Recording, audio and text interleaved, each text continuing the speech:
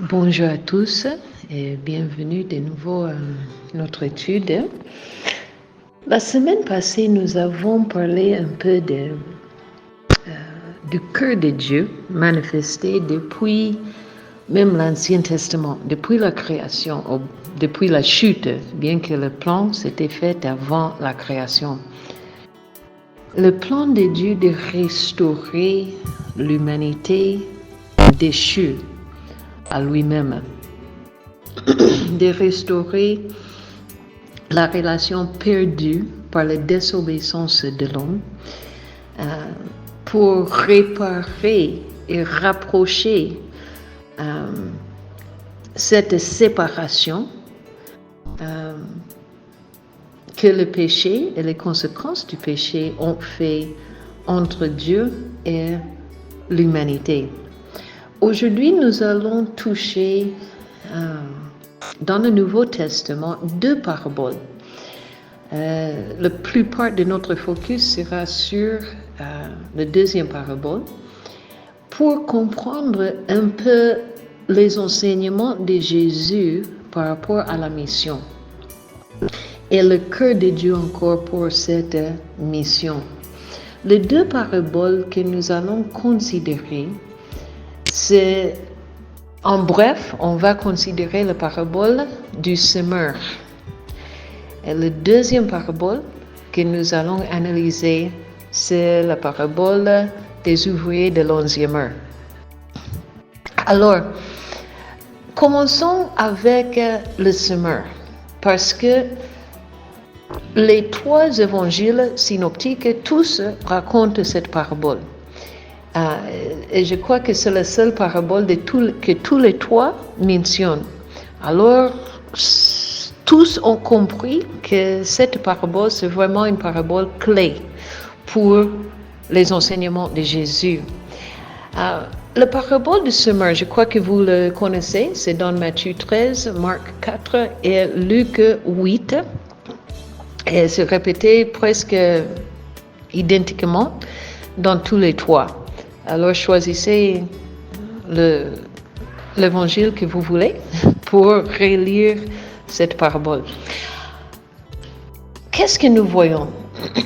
J'aimerais aller dans le livre de Marc, chapitre 4. Et au début, Jésus raconte l'histoire. Vous connaissez, le semeur est parti pour s'aimer.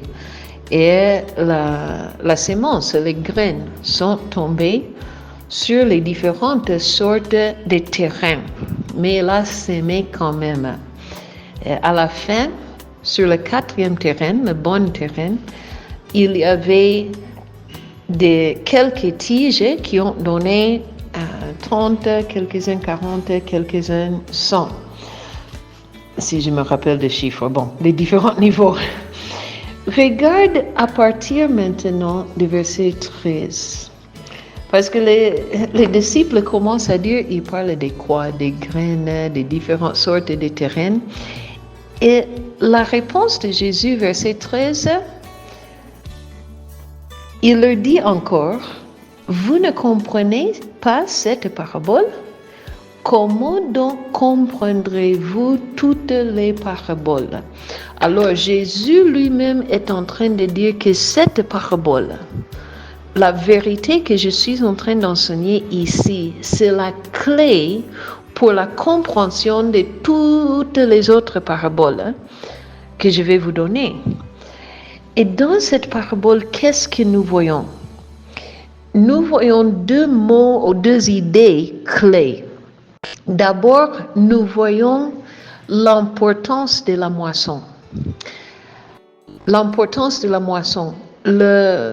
Le semeur, il a jeté les semences partout. Il n'a pas seulement cherché quelques lieux qui semblent un peu favorables. Il a jeté partout. Parce que, vous savez, parfois, nous ne pouvons pas savoir c'est quoi le bon terrain, c'est quoi le mauvais terrain. Ici, à l'Institut biblique à Kisangani, il y avait un papa qui m'a demandé est-ce que je peux planter quelques maïs ici dans la partie derrière. C'est quand on était encore en pleine construction. Et j'ai dit, bon, ok, pas de problème. En tout cas, le maïs pousse un peu vite, et on peut l'enlever après. Et on a vu, il a planté, bon, pas beaucoup, peut-être une dizaine des plantes, des graines de maïs. Et c'était vraiment intéressant parce que la terre, c'était tellement travaillé avec la construction et tout. Il y avait parfois un maïs qui poussait très bien, qui arrivait à 2 mètres vite. Et à peine 1 mètre à côté, il y avait un autre qui, a poussé 30 cm, 40 cm, et c'était mort. Mais la terre semblait être la même. Et c'était comme ça. Il y avait des maïs qui a bien poussé dans la même partie de la parcelle et d'autres maïs qui n'ont pas bien poussé. Alors, le semeur, il va planter partout. Il va jeter partout parce que c'est son travail. Alors, cette idée, cette recherche d'une moisson caractérise le semeur et le travail qu'il faisait. À partir du verset 15, Jésus commence à expliquer la parabole. Les uns sont la langue du chemin, ou la parole sémée. Bon, nous connaissons cette histoire, j'espère. Quelques-uns qui n'ont même pas répondu à la parole. Dès le début, ils ont rejeté carrément. Il y a aussi ceux qui ont bien commencé, mais avec le premier problème, ils abandonnent. Troisième groupe, c'est le groupe qui, ils ont quand même commencé, ils ont traîné un peu, mais après, les distractions de la vie entrent. Et finalement, eux aussi, ils sont étouffés et ces plantes meurent. Mais il y avait aussi le bon fruit. Et ça, c'est à partir des 20. D'autres reçoivent la semence dans la bonne terre. Ce sont ceux qui entendent la parole, le reçoivent et maintenant, après qu'eux-mêmes ils ont reçu la parole, qu'est-ce qu'ils font? Ils portent des fruits, des 30, 60 et 100 pour un. C'est vraiment l'image du travail du ministère. Le travail du ministère. Jésus nous a dit clairement que la semence, c'est la parole de Dieu. C'est ce que nous prêchons. Le semeur, c'est celui qui plante, celui qui prêche au début. Maintenant, quand les graines tombent, ils n'attendent pas seulement un épi. Ils attendent vraiment une multiplication de la semence qu'il a semée. Et ça, c'est le deuxième mot-clé de cette parabole. Bon, le mot n'est pas là, mais le deuxième principe. C'est le principe de la multiplication. Que maintenant, tu peux prendre ces graines, cette 100 graines, aux 60 graines, qu'une graine seulement a produit, et tu peux maintenant planter ça. Et ça multiplie encore et multiplie encore. Nous voyons cette besoin, si vous voulez, du semeur, du fermier, pour avoir une récolte. Et une récolte qui multiplie chaque année. Et chaque année, ça peut devenir plus grand. Parce que tu as eu plus pour garder et pour semer encore. Alors, dès le début, Jésus a dit, ça c'est la base de tous mes enseignements, de toutes mes paraboles. Il faut comprendre ça, que le cœur de Dieu est focalisé sur la moisson. Je trouve intéressant dans cette parabole, surtout le troisième groupe. Et c'est ça que je crois nous voyons beaucoup dans nos églises. Ce verset 18. D'autres reçoivent la semence parmi les épines. Ce sont ceux qui entendent la parole, mais en qui les soucis du siècle. Ah, vous savez, je dois travailler beaucoup, hein? Et là, j'ai plusieurs enfants qu'il faut scolariser. Il y a aussi les besoins de la maison. J'ai aussi les deux neveux qui viennent d'entrer avec nous. Je dois aussi chercher pour eux. Le petit frère veut se marier. Il faut aussi que je lui aide. Et tous ces soucis du siècle. Il ne dit pas le péché. Il dit les soucis du siècle. La séduction des richesses. Et l'invasion des autres convoitises étouffe la parole et la rendre infructueuse. La plante peut être toujours là, mais il n'y a pas de fruits. Et c'est justement une grande raison pour laquelle la mission Dei n'avance plus comme elle doit dans nos jours. Pourquoi? Parce que les chrétiennes, ceux qui disent être chrétiennes, sont plus préoccupés avec comment puis-je acheter une voiture plus grande, comment puis-je construire une autre maison, comment puis-je envoyer mes enfants à l'extérieur pour étudier. Et ces choses ne sont pas mal, ne sont pas des péchés, mais ça nous fascine, ça prend tout notre temps et nous ne sommes plus disposés pour travailler pour l'œuvre de Dieu. Et maintenant, ça c'est une bonne introduction à la deuxième parabole que nous allons considérer. Dans le livre de Matthieu, on va commencer avec 19. Je sais que la parabole se trouve dans chapitre 20, mais toute parabole a un arrière-plan. Jésus n'a pas donné ces paraboles seulement en vain, ou seulement pour raconter une belle histoire. Les paraboles répondent à quelque chose. Si vous commencez la lecture, nous n'allons pas tout lire, mais à partir du verset 16 du chapitre 19, nous voyons un jeune homme qui est seulement identifié comme un jeune homme riche, qui vient à Jésus et pose la question: que dois-je faire pour avoir la vie éternelle? Et Jésus va lui dire: bon, vous connaissez les commandements, non? Et le jeune homme répond: oui, je connais tout ça. J'ai observé toutes ces choses, verset 20.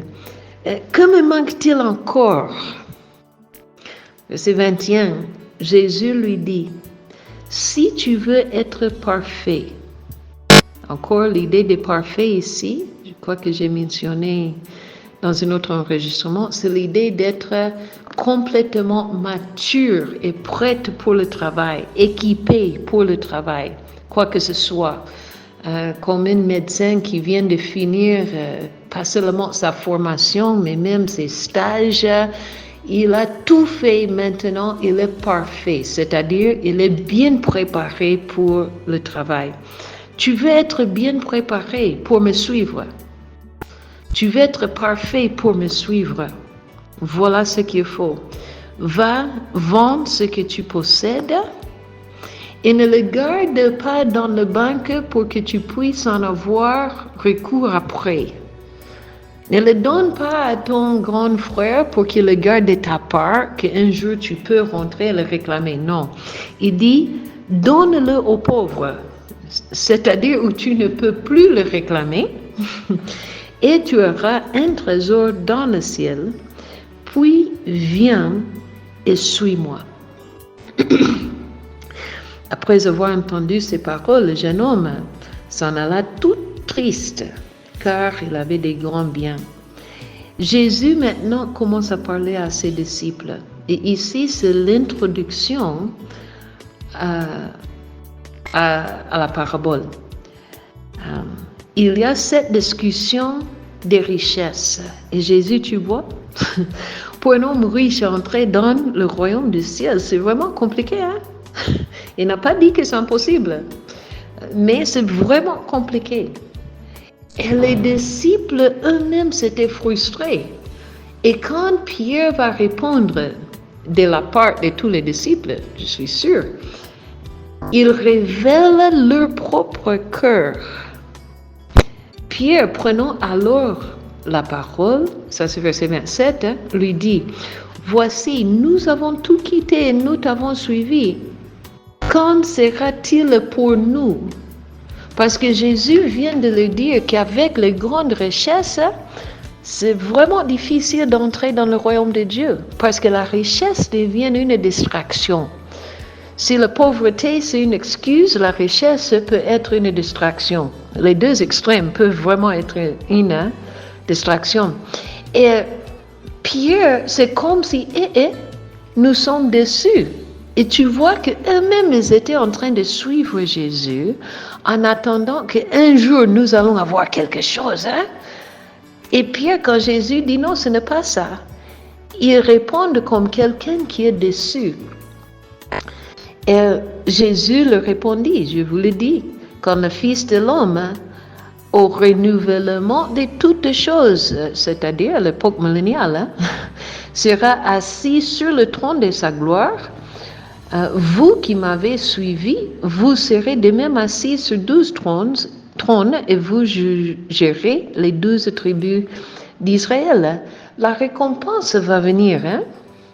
Et quiconque aura quitté à cause de mon nom ses frères, ses sœurs, son père, sa mère, sa femme, ses enfants, ses terres ou sa maison, recevra le centuple et héritera la vie éternelle. C'est intéressant que dans Louis II, il ne parle pas de centuple ici-bas. Certaines versions incluent ça.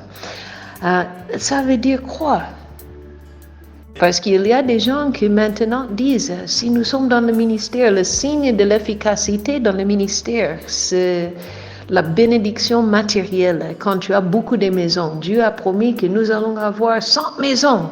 Attention, si vous voulez interpréter ça littéralement, c'est-à-dire aussi que tu vas avoir 100 femmes et 100 enfants et 100 mamans, évidemment, il ne parle pas littéralement. Mais il dit, je vais prendre soin de vous. Je crois que la façon la plus facile et la plus naturelle de le comprendre, c'est ce que moi, je suis en train d'expérimenter. Parce que moi, je n'ai aucune maison qui m'appartient, nulle part, ni aux États-Unis, ni au Congo. Je suis locutrice. J'ai une petite voiture qui, bon, ça marche, mais ça n'a pas une grande valeur. Mais je vois que quand je passe partout dans le monde, si je suis en Christ, à cause de l'appel sur ma vie, j'ai des maisons partout. Hein? Peut-être mon nom n'est pas sur le titre, mais j'ai beaucoup de frères, beaucoup de sœurs, beaucoup de mamans et papas dans la foi. Et vraiment, la famille de Dieu est grande. Alors, Jésus dit, je vais prendre soin de vous. Vous avez l'accès à la grande famille. Mais la vie éternelle, c'est ce que nous attendons.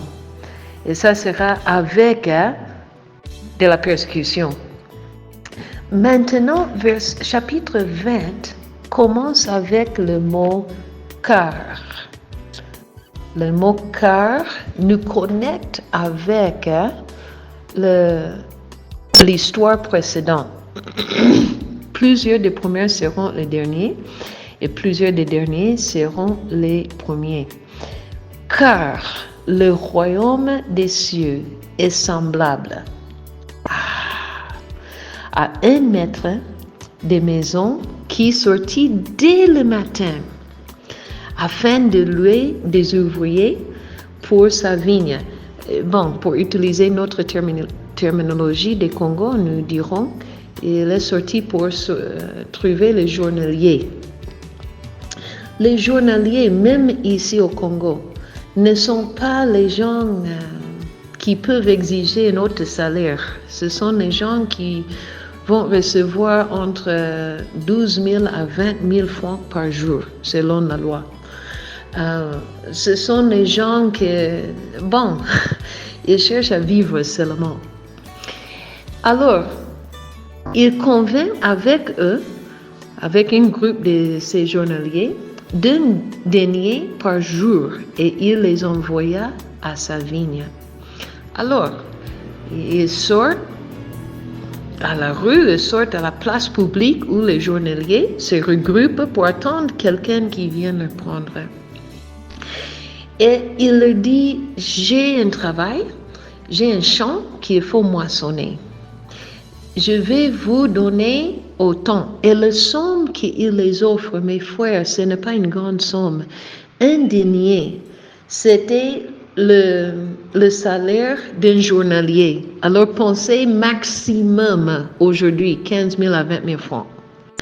Il parle de quelque chose suffisamment pour acheter un peu de riz, un peu des ingrédients, peut-être un peu de sauce, un peu de pondu pour la famille à manger. On ne parle même pas de viande, on ne parle pas des choses extravagantes. On parle d'un minimum pour nourrir la famille pour un jour. Mais ils ont accepté, ils ont dit, bon, quand même, hein, on va manger, pas grave. Ils partent. Maintenant, à la 3e heure, c'est-à-dire à 9 heures le matin, la première heure, c'est 6 heures le matin. À 9 heures, il part encore. Il va voir un autre groupe des ouvriers.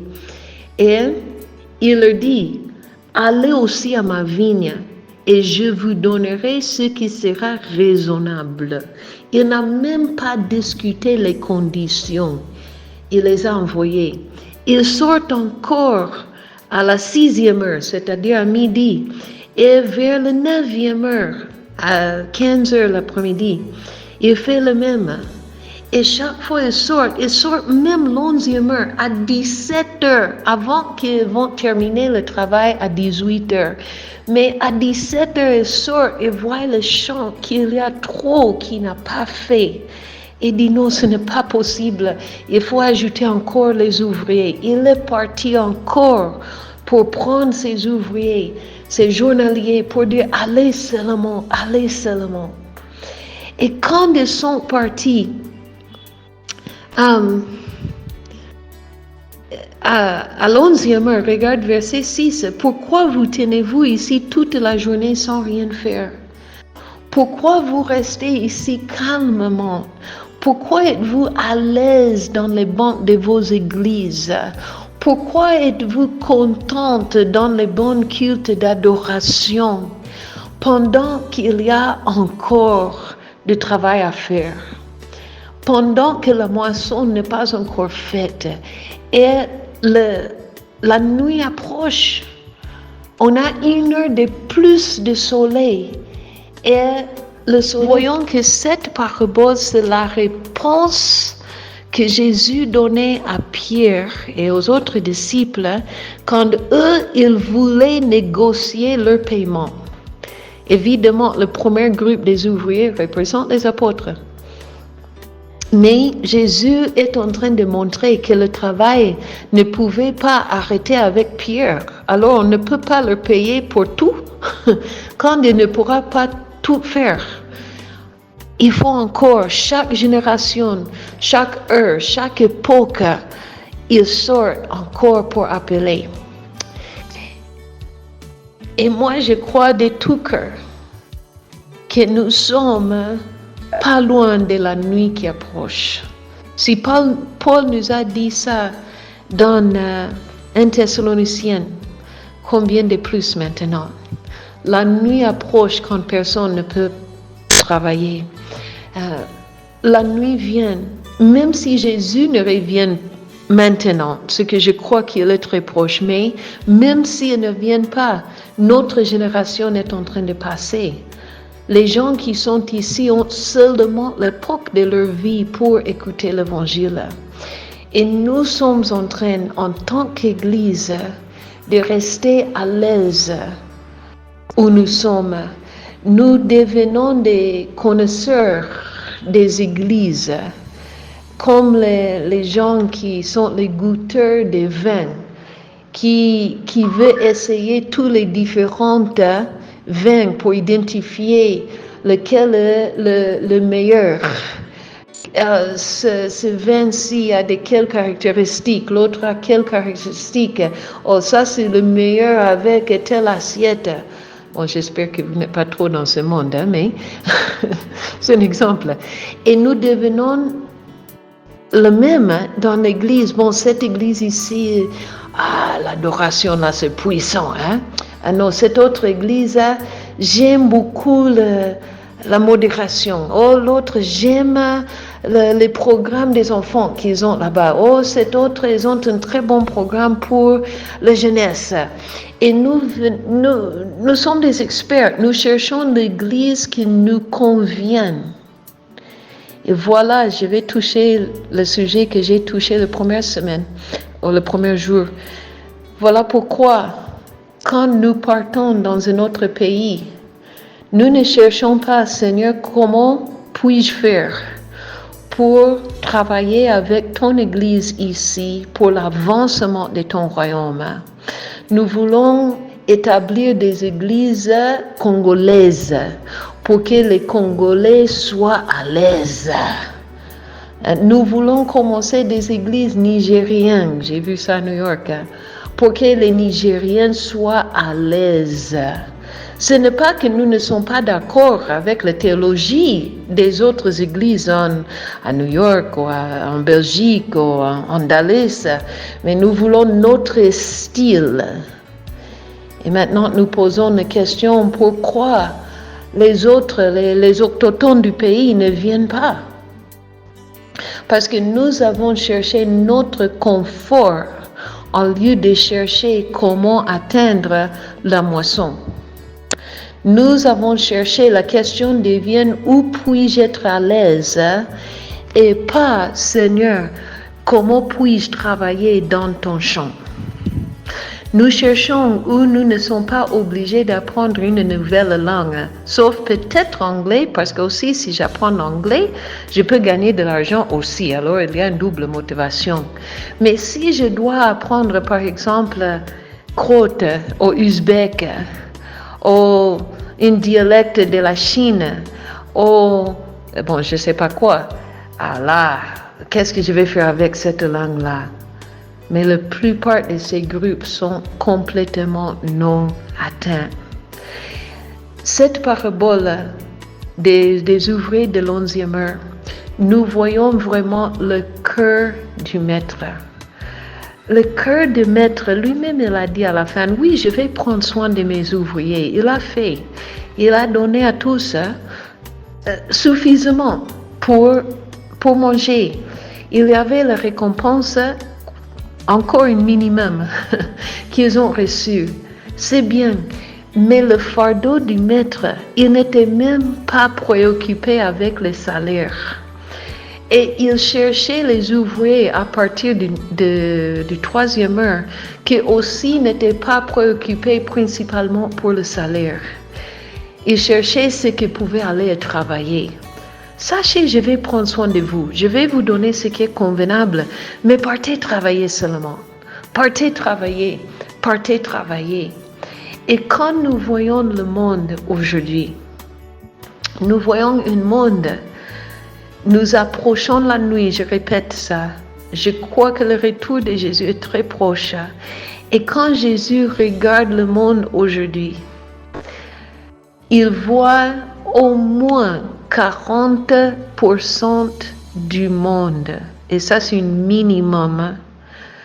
Les estimatifs sont vers 42% qui ne connaît pas seulement qu'ils ne connaissent pas Jésus, mais ils n'ont aucun témoignage de Jésus dans leur région ou dans leur ethnie, ils n'ont pas une église où ils peuvent aller et écouter l'évangile. Je vais poster ici dans le groupe après cet enregistrement.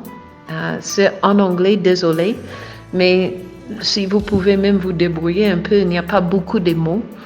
Je vais poster un lien de Joshua Project. Et ça, c'est une organisation de recherche qui fait la recherche sur l'avancement du chrétianisme partout dans le monde. Et vous pouvez jeter un coup d'œil là-bas et voir ce que eux appellent chrétiens, c'est tout, y compris les catholiques, les orthodoxes, c'est tout. Alors si eux disent que c'est 0% chrétien, c'est-à-dire il n'y a même pas de catholiques, il n'y a même pas de coptiques, même pas de orthodoxes, il n'y a rien. Et aussi, ils séparent le groupe évangélique, c'est-à-dire non catholiques ou orthodoxes. Et les pentecôtistes sont avec les évangéliques dans les chiffres. Et j'aimerais que vous puissiez seulement regarder un peu cette carte, toucher quelques-uns des boutons rouges que tu peux voir ça. Regardez les différentes tribus, les différentes ethnies. Regardez les pourcentages, la population de ce groupe de peuples et aussi le pourcentage qui ne connaît pas Jésus. Cette semaine, à l'Institut biblique, nous sommes en train de prier pour les Ouzbeks d'Ouzbékistan. Il y a vers 32 millions d'Ouzbeks dans le monde, presque 29 ou 30 millions qui habitent en Ouzbékistan, dans leur pays d'origine. Le pourcentage des chrétiens, c'est 0,01. C'est-à-dire pour chaque 1000 personnes, il y a un chrétien. Un chrétien. Mes frères, et ça c'est un exemple, il y a un travail à faire. Nous avons prié pour Pakistan la semaine passée. Encore, c'est 99, quelques musulmans. Et le reste, c'est mélangé un peu de chrétiens, un peu d'hindus, un peu de jains, un peu de sikhs, d'autres religions.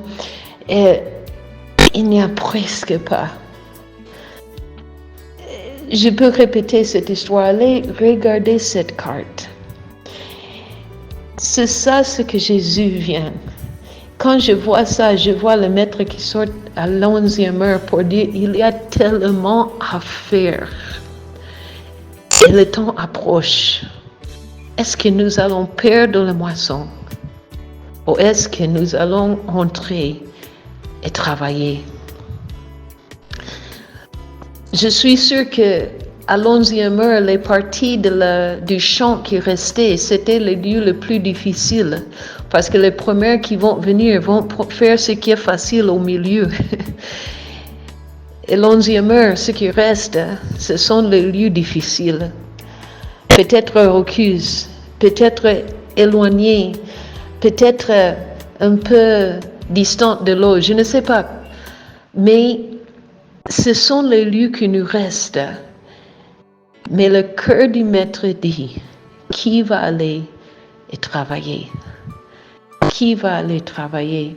Quand j'étais un enfant, on chantait en anglais un cantique très puissant et que j'aimais chanter, qui parlait de... le thème, c'était qui ira pour travailler dans mon champ. Les strophes parlaient du perspective du Père qui dit « Ma maison est pleine et remplie, mais mes champs sont vides. Mes enfants sont contents de venir et s'asseoir à ma table et manger. Mais qui ira travailler dans mon champ ?» La deuxième strophe, c'est un défi que je vous laisse avec. Poussez les chaises de la table Lève-toi de la table. Regarde à travers la fenêtre de l'église. Justement, quelque part, au-delà de la maison d'abondance, l'abondance de sa présence, l'abondance de salut, la joie que nous avons en lui, il y a un champ plein de graines. Et cette moisson est déjà blanchie, parce que les graines changent, ça semble presque blanc avec les tiges là, quand elles mûrent. Les graines est déjà blanchie. Qui va écouter le cri du cœur des pères? Allez et travailler. Pas dans les lieux qui sont faciles, mais dans les lieux où personne ne me connaît. Où il y a peut-être quelques ouvriers qui sont en train de se battre dans l'isolement sans beaucoup de fruits. Mes frères, ne sont pas les lieux où tu vas aller avoir une campagne et 5000 personnes vont répondre à l'évangile. Ce sont les lieux où tu peux aller travailler pendant des années avant de voir le premier converti. Mais il faut que quelqu'un fasse ça. Et souvent, la personne qui fait ce travail pionnier ne va pas voir le grand résultat. Mais il faut que quelqu'un le fasse pour que les grandes moissons peuvent venir plus tard. Qui ira sans être reconnu, sans être acclamé, que tu risques même de mourir, peut-être des martyrs, peut-être tu meurs seulement dans l'inconnu. Personne ne connaît ton nom, mais Dieu connaît ton nom. Qui ira? Qui ira? Pas dans les lieux faciles, pas avec mes frères que je connais quand même comment leur parler. Qui ira?